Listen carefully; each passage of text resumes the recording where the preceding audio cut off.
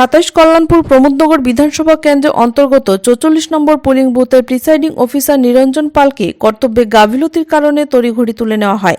ঘটনার বিবরণে প্রকাশ, সকাল থেকেই সংশ্লিষ্ট ভোট গ্রহণ কেন্দ্রে প্রিসাইডিং অফিসার নানাভাবে ভোট গ্রহণ প্রক্রিয়াকে প্রভাবিত করেছিলেন।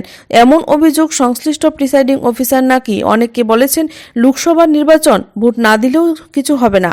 এদিকে সবচেয়ে চাঞ্চল্যকর বিষয় হচ্ছে শারীরিকভাবে অক্ষম এবং অতিশয় বৃদ্ধ এমন বেশ কয়েকজন ভোটার যখন সংশ্লিষ্ট ভোট গ্রহণ কেন্দ্রে ভোট দিতে আসেন তখন প্রিসাইডিং অফিসার তাদের ভোট দিতে অনীহা প্রকাশ করেন এবং নানা অছিলায় তাদেরকে ভোটদান থেকে বিরত রাখেন বলে অভিযোগ।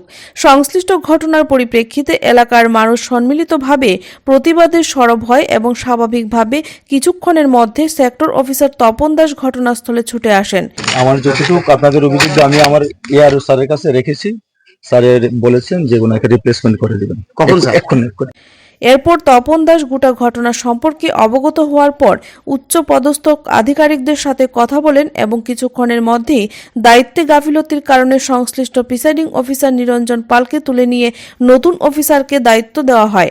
গোটা বিষয় নিয়ে মুহূর্তের মধ্যে ব্যাপক চাঞ্চল্য যেমন তৈরি হয়, ঠিক এরকমই ভাবে নির্বাচন কমিশনের তৎপরতায় কিছুক্ষণের মধ্যেই প্রিসাইডিং অফিসার বদল হওয়া খবরে সংশ্লিষ্ট পোলিং বুথের সামনে উপস্থিত ভোটদাতাদের মধ্যে উচ্ছ্বাস পরিলক্ষিত হয়।